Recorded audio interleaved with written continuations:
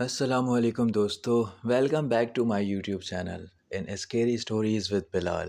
امید کرتا ہوں کہ آپ سب سننے والے بالکل ٹھیک ہوں گے اور آپ لوگ جہاں بھی ہوں خوش ہوں، اللہ پاک کی حفظ و امان میں ہوں گے۔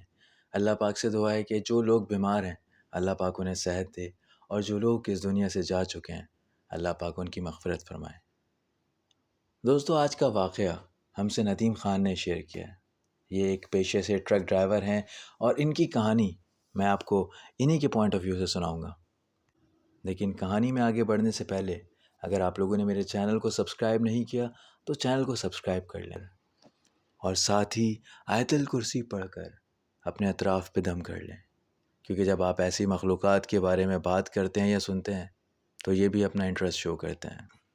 تو چلیے ندیم خان کی زبانی ان کی اس رات کی داستان سنتے ہیں جب وہ ایک ایسی مشکل میں پھنس گئے تھے جہاں سے بچ نکلنا ناممکن لگ رہا تھا۔ میں ندیم خان ہوں۔ آج میں آپ کو اپنی زندگی کی وہ کہانی سنانے لگا ہوں جسے یاد کر کے آج بھی میری روح کانپ اٹھتی ہے۔ یہ واقعہ 2018 کی سردیوں کا ہے۔ میں پشاور سے اپنا ٹرک لوڈ کر کے کراچی کی طرف نکلا تھا۔ سفر لمبا تھا، تقریباً 1.5 سے 2 دنوں کا۔ میرے ساتھ میرا ایک ہیلپر غفور بھی تھا۔ وہ جوان لڑکا تھا، سفر میں باتیں کرتے کرتے سو چکا تھا۔ پہلے دن کا سفر تو ٹھیک گزرا۔ ہم پنجاب سے نکلے، سندھ میں داخل ہوئے۔ اب دوسری رات ہونے لگی تھی اور سردیوں کی لمبی راتیں تھیں۔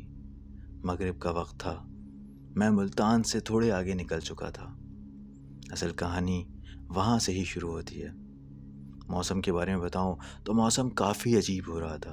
دن بھر تو دھوپ تھی، لیکن شام کو اچانک ٹھنڈی ہوا چلنے لگی اور آسمان پر کالے بادل چھانے لگے۔ دور کہیں بجلی چمک رہی تھی اور ٹھنڈی ہوا کے ساتھ مٹی بھی اڑنے لگی تھی۔ مجھے لگا کہ کوئی آندھی یا طوفان آنے والا ہے۔ میں نے سوچا تھوڑا تیز چل کر کسی ڈھابے پر رک جاتا ہوں۔ راستہ بہت سنسان تھا۔ سڑک کے دونوں طرف کھیت ہی کھیت تھے اور کچھ دوریوں پر کچے گھر بنے تھے۔ جب بارش شروع ہوئی تو میں نے ٹرک کے وائپرز تیز کر دیے۔ بارش اتنی تیز تھی کہ سامنے کچھ نظر نہیں آ رہا تھا۔ سڑک پر پانی کھڑا ہو چکا تھا۔ اچانک ایک موڑ پر مجھے لگا کہ میں نے شاید راستہ غلط لے لیا ہے۔ وہاں پر موبائل بھی نہیں چل رہا تھا یا شاید اس علاقے میں نیٹ ورک نہیں آ رہا تھا۔ میں ایک کچے راستے پر مڑ چکا تھا جو کسی گاؤں کی طرف جا رہا تھا۔ اب ٹرک کو ایک دم روکنا بہت مشکل تھا کیونکہ بارش کے باعث مٹی کافی گیلی ہو چکی تھی اور میں سڑک سے ہٹنا چاہتا تھا۔ اس وقت اندھیرا کافی گہرا ہو چکا تھا اور بارش نے ہر چیز کو دھندلا دیا تھا۔ ٹرک کی ہیڈ لائٹس بھی مشکل سے راستہ دکھا رہی تھی۔ گاؤں کی کچی گلیاں تھیں جہاں ٹرک مشکل سے چل رہا تھا۔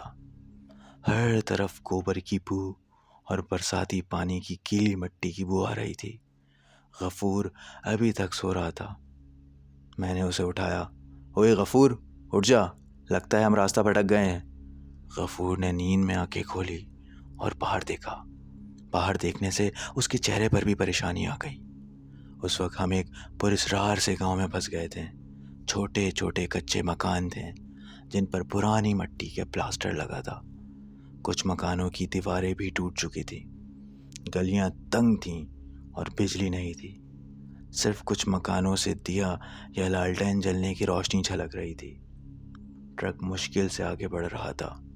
میں نے سوچا کسی سے راستہ پوچھتا ہوں۔ یہی سوچ کر میں ٹرک چلانے لگا کہ اچانک مجھے ایک جگہ کچھ لوگ کھڑے دکھائی دیے۔ میں نے ٹرک روکا۔ ہیڈ لائٹس کی روشنی میں نے دیکھا وہاں 3-4 لوگ تھے۔ اندھیرے میں وہ بمشکل ہی نظر آ رہے تھے، لیکن ان کا رنگ گہرا سانولا تھا اور ان کے کپڑے پھٹے ہوئے سے تھے جیسے کئی سالوں سے دھویا ہی نہ ہو۔ ان کے چہرے پر عجیب سی خاموشی تھی اور آنکھیں اتنی گہری تھیں جیسے اندر کوئی روشنی ہی نہ ہو۔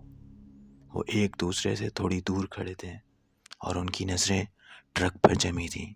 جب میں نے ٹرک روکا وہ بالکل بھی نہیں ہلے ان میں سے ایک جو سب سے لمبا تھا اس نے دھیرے سے اپنا سر اٹھایا اور میری طرف دیکھا۔ اس کی آنکھوں میں ایک عجیب سی چمک تھی، ایک ایسی چمک جو انسانوں کی آنکھوں میں نہیں ہوتی۔ میں نے خود کو سنبھالا اور کھڑکی کھولی اور پوچھا، بھائی صاحب یہ کون سا گاؤں ہے؟ میں راستہ بھٹک گیا ہوں، کراچی جانے کا راستہ کہاں سے ملے گا؟ وہ لوگ خاموش کھڑے رہے، کوئی جواب نہیں دیا۔ وہ لمبے قد والا آدمی دھیرے سے میری طرف بڑھا۔ اس کے چلنے کا انداز بالکل عجیب تھا، جیسے وہ زمین پر چل نہیں رہا ہو، گھس رہا ہو۔ میں ڈر سا گیا۔ میں نے جلدی سے کھڑکی بند کر دی۔ غفور بھی جاگ چکا تھا، اس نے بھی ان لوگوں کو دیکھا اور اس کی بھی رنگت اڑ گئی۔ یہ لوگ ٹھیک نہیں لگ رہے ندیم بھائی، غفور نے خوفزدہ آواز میں کہا۔ میں نے ٹرک آگے بڑھایا۔ گاؤں کی گلیاں اور تنگ ہوتی جا رہی تھیں۔ کچھ دیر بعد مجھے ایک پرانا سنسان گھر دکھائی دیا۔ گھر کیا تھا، ایک ڈھانچہ تھا۔ اس کی دیواریں ٹوٹ پھوٹ کا شکار تھیں، چھت بالکل غائب تھی اور اندر گپ اندھیرا تھا۔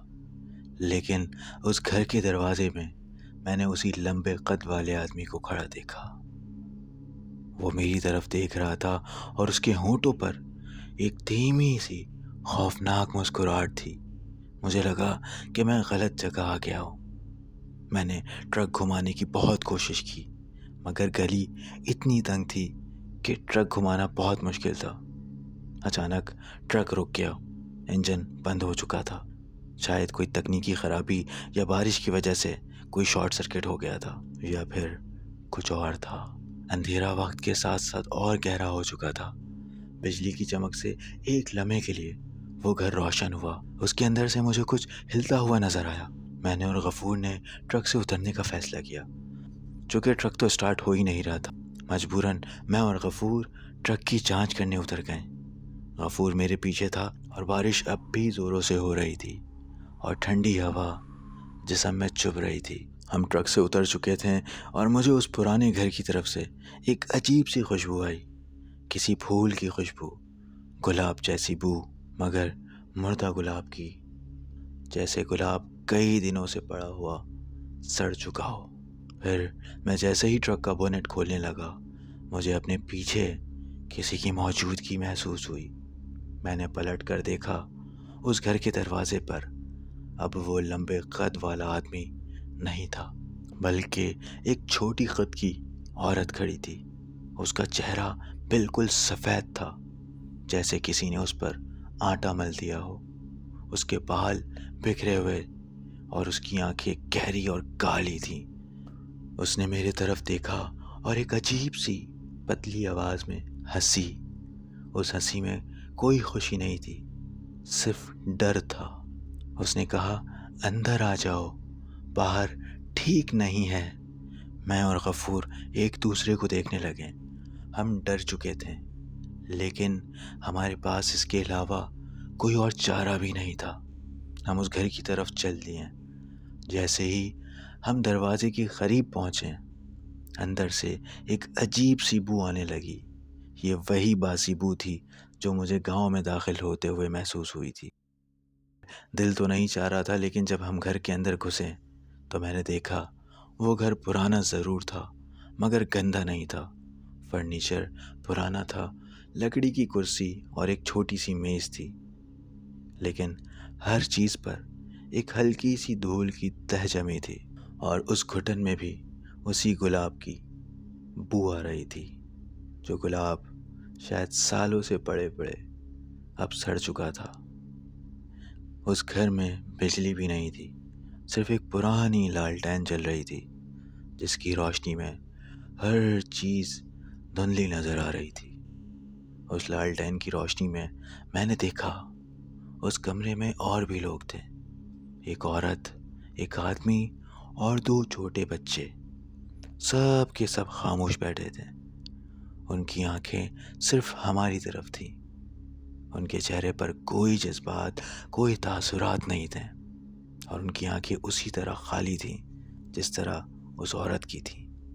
ان کا رنگ بھی گہرا سانولا تھا اور کپڑے بھی پھٹے پرانے تھے۔ ان سب کے چہرے پہ ایک عجیب سی مسکراہٹ تھی جو ہمیشہ موجود رہتی تھی۔ یا شاید ان کے ہونٹ ہی اسی طرح بنے تھے۔ اس عورت نے اچانک کہا، بیٹھو، کھانا کھا لو۔ میرے سامنے ایک تھال میں روٹیاں اور کچھ سالن رکھا تھا، لیکن اس میں سے عجیب سی بو آ رہی تھی۔ مجھے بھوک نہیں تھی یا شاید ڈر کی وجہ سے بھوک مر گئی تھی۔ میں نے منع کر دیا، ہمیں راستہ بتا دیں، ہمیں کراچی جانا ہے۔ میں نے اس سے صرف یہی کہا، لیکن وہ لوگ ابھی بھی خاموش تھے۔ وہ ایک دوسرے کو ہی تکے جا رہے تھے اور ان کے ہونٹوں پر وہی پراسرار مسکراہٹ ٹھہری ہوئی تھی۔ یہاں پر رات گزارنا بہت مشکل ہو رہا تھا۔ میں اور غفور ایک کونے میں بیٹھے تھے۔ وہ گھر، وہ لوگ، ہر چیز عجیب تھی۔ میں نے ان لوگوں کو پاس سے دیکھا۔ وہ کچھ بھی نہیں کر رہے تھے، بس بیٹھے ہوئے تھے اور کبھی کبھی ایک دوسرے کو دیکھتے تھے۔ ان میں سے کسی نے بھی اب تک ایک لفظ نہیں بولا تھا، صرف اس عورت کے بعد۔ وقت یوں ہی مزید گزرتا گیا اور آدھی رات کے وقت جب بارش تھوڑی رک چکی تھی، میں نے محسوس کیا کہ گھر کا ماحول اور سنگین ہو گیا ہے۔ وہ گلاب کی بو اور تیز ہو چکی تھی۔ اچانک وہ چھوٹے بچے جو بیٹھے تھے وہ دھیرے دھیرے ہلنے لگے۔ ان کا سر ایک طرف جھکتا گیا اور ان کی آنکھیں مزید گہری ہو گئیں۔ ان کے ہونٹوں پر وہی پراسرار مسکراہٹ ٹھہری ہوئی تھی، مگر اب وہ خوفناک لگ رہی تھی۔ ان کی گردن عجیب طرح سے ہل رہی تھی اور ساتھ ہی وہ لوگ جو بیٹھے تھے اٹھنے لگے۔ وہ آہستہ آہستہ ہماری طرف بڑھنے لگے۔ ان کے چلنے کا انداز بالکل عجیب تھا، جیسے وہ زمین پر کھسک رہے ہوں۔ کوئی آواز نہیں تھی، صرف ان کے پرانے کپڑوں کی سر سر کی آواز تھی۔ میں ان کو اتنے غور سے دیکھ رہا تھا کہ مجھے لگا کہ میں نے انہیں پہلے کبھی کہیں دیکھا ہے۔ یہ وہی لوگ تھے جو مجھے اس وقت دکھائی دیے تھے جب میں گاؤں میں داخل ہو رہا تھا۔ میں اور غفور کافی پریشان تھے اور ہم دونوں یہ سارے معاملات دیکھ کر فوراً اٹھ کھڑے ہوئے۔ ہمارے پاس کوئی راستہ نہیں تھا۔ جو دروازہ تھا وہ ٹرک کی طرف کھلا تھا اور اس طرف وہ لوگ کھڑے تھے۔ اتنے میں ہماری نظر گھر کے دوسرے دروازے کی طرف پڑی۔ ہم نے اس دوسرے دروازے کی طرف بھاگنا چاہا، لیکن وہ دروازہ پرانا تھا اور اس پر لکڑی کی کنڈی لگی تھی۔ میں نے اسے کھولنے کی کوشش کی، لیکن وہ جام تھا۔ اب وہ لوگ اتنی گہری سانس لے رہے تھے کہ اس سانس کی آواز ہمیں صاف سنائی دے رہی تھی، لیکن اب ان کی آنکھوں میں وہ روشنی نہیں تھی۔ ان کی آنکھیں کالی ہو چکی تھیں۔ میں اس وقت پوری طاقت سے دوسرے دروازے پر زور لگایا جا رہا تھا اور اچانک وہ دروازہ ٹوٹ گیا۔ ہم باہر بھاگ گئے۔ باہر گپ اندھیرا تھا۔ ہم دونوں نے بس بھاگنا شروع کیا، بغیر کسی ڈائریکشن کے۔ غفور میرے پیچھے تھا۔ ہم بھاگتے رہے، مٹی کی گلیوں میں، پانی سے بھرے گڑھوں میں۔ پیچھے سے ہمیں عجیب سی آوازیں سنائی دے رہی تھیں، جیسے کوئی رو رہا ہو یا کوئی ہنس رہا ہو۔ بلال، یہ اتنی عجیب اور ڈراؤنی آوازیں تھیں کہ میں اس کو بتا بھی نہیں سکتا۔ ہم اسی طریقے سے بھاگتے گئے کہ اچانک ہمیں کچھ دور میں ایک ڈھابا دکھائی دیا۔ جب ہم اس ڈھابے کے پاس پہنچے تو اسے دیکھ کر ایسا لگ رہا تھا کہ یہ کئی سالوں سے بند ہے۔ سب کچھ ٹوٹا پھوٹا تھا، لیکن اس کی باؤنڈریز ویسی ہی تھی۔ ہم اس کی باؤنڈری میں جا کر بیٹھ گئے اور اپنے آپ کو تھوڑا سیف سمجھا اور ساتھ ہی صبح ہونے کا انتظار کرتے رہے۔ جب صبح کی ہلکی روشنی نظر آئی تب جا کر ہمیں تھوڑی ہمت ملی۔ ہمارے پیچھے وہی گاؤں کا راستہ تھا اور آگے ایک دوسرا راستہ جا رہا تھا۔ ہم نے اس دوسرے راستے پر چلنا مناسب سمجھا۔ آگے تھوڑی دیر چلنے پر ہمیں ایک بڑا ہائی وے نظر آیا۔ ہم ایک ہائی وے پر آ چکے تھے۔ وہاں سے کچھ دیر کھڑے ہونے پر ہمیں ایک ٹرک آتا دکھائی دیا۔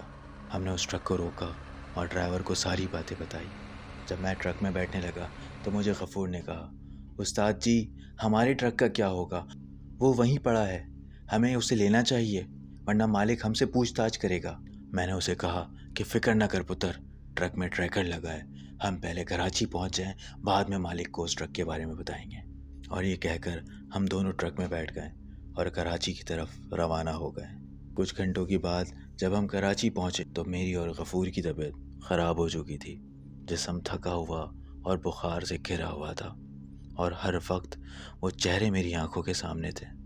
ایک دن کے آرام کے بعد میں مالک کے پاس گیا اور اس کو ساری باتیں بتائی۔ مالک کو شروع میں یقین دلانا تو بہت مشکل تھا، لیکن جب اس نے میری اور غفور کی حالت دیکھی تو اسے بھی ہم پہ ترس آیا۔ وہ مجھے اور غفور کو اور ساتھ پولیس کے کچھ اہلکار کو لے کر اس راستے پر چل پڑا۔ ساتھ اس نے ٹریکر کو بھی ٹریس کر لیا تھا۔ ٹریکر کی مدد سے اس نے اس ٹرک کو بھی ٹریس کر لیا تھا، اور حیرت انگیز طور پر ٹرک ابھی بھی اسی لوکیشن پر کھڑا تھا، کیونکہ اس گاؤں کو جو کچی پگڈنڈی اترتی تھی، جو ٹرن میں نے غلطی سے لے لیا تھا، یہ وہی راستہ تھا اور وہی کچا گھر تھا۔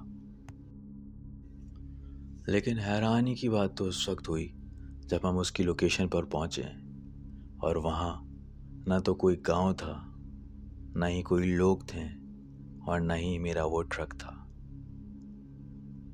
اس وقت ہمیں کچھ سمجھ نہیں آ رہا تھا۔ مالک اور پولیس کے اہلکار تو نئے تھے، انہیں لگ رہا تھا کہ ہم دونوں جھوٹ بول رہے ہیں، لیکن وہ ٹریکر ابھی بھی وہی لوکیشن بتا رہا تھا، جو کہ ہم سب کے لیے ایک حیران کن بات تھی۔ میں اور غفور ہم دونوں مزید ڈر چکے تھے، اور ڈر سے زیادہ ہم حیران تھے کہ آخر وہ لوگ، وہ گاؤں، وہ کچے گھر اور وہ رات کا ماحول کہاں ضم ہو گیا، وہ سارے لوگ کہاں غائب ہو گئے۔ ہمیں یہ بات بالکل سمجھ نہیں آئی، اور اس وقت ہم اپنی گاڑی میں بیٹھ کر واپسی کراچی آنے لگے۔ اس گاؤں سے نکل کر ہم نے تقریباً کچھ 5 یا 6 کلومیٹر کا ہی راستہ طے کیا تھا کہ ہمیں ایک گاؤں اور دکھا۔ اس گاؤں میں تھوڑی ہلچل تھی، تو ہم نے سوچا کہ ہم یہاں پر بیٹھ کے کچھ تفتیش کرتے ہیں، وہاں کے لوگوں سے، وہاں کے لوکل سے کچھ پوچھتے ہیں۔ جب ہم نے وہاں پہ لوگوں سے پوچھا تو انہوں نے بتایا کہ وہ جو گاؤں ہے جس کی ہم بات کر رہے ہیں، وہ ایک پراسرار گاؤں ہے۔ وہاں پہ کئی سال پہلے ایک وبا پھیل گئی تھی، پراپر ڈاکٹرز نہیں تھے، کوئی ہسپتال نہیں تھا، جس کی وجہ سے لوگ ایک ایک کر کے بری طرح اموات کا شکار ہوتے گئے، اور آہستہ آہستہ 100-200 لوگوں پر مشتمل وہ پورا گاؤں موت کا شکار بن چکا تھا۔ اس کا مطلب یہ تھا کہ وہ لوگ انسان نہیں تھے، وہ اس بیماری سے متاثر لوگ تھے جن کی روحیں ان کے جسم میں قید ہو چکی تھیں۔ وہ گلاب کی بو اصل میں شاید کسی میتوں کی بو ہوگی، جن کو چھپانے کے لیے لوگوں نے گلاب کے پھول استعمال کرے تھے، اور وہ لمبے قد والا آدمی، وہ بھی شاید اسی بیماری کی وجہ سے مر چکا تھا۔ بلال، یہاں پر سب سے حیران کن والا موڑ اس وقت آیا جب ایک دن اچانک مالک کو ٹریکر کے تھرو پتہ چلا کہ وہ ٹرک اس گاؤں سے کچھ کلومیٹر ایک قبرستان کے پاس کھڑا ہے۔ مالک، میں اور غفور، ہم تینوں دوبارہ اس گاؤں سے کچھ 6 سے 7 کلومیٹر کی دوری پر چلے گئے۔ وہاں پہنچے تو وہاں ایک چھوٹا سا قبرستان تھا۔ یہ قبرستان شاید انہی گاؤں والوں کا ہوگا، لیکن وہاں پر ہمارا ٹرک صحیح سلامت کھڑا تھا۔ صرف ٹرک ہی نہیں، اس کے اندر جو مال لوڈ تھا وہ بھی بالکل ویسا ہی تھا۔ صرف ٹرک پر تھوڑی بہت مٹی تھی، اور ساتھ ہی ڈرائیونگ سیٹ پر کچھ گلاب کے پتے۔ بلال، اکے دکے واقعات بھی دیکھے ہیں، لوگوں سے بہت واقعات بھی سنے ہیں، لیکن یہ واقعہ جو مجھ پر خود گزرا، آج تک میں اسے نہیں بھلا پاتا۔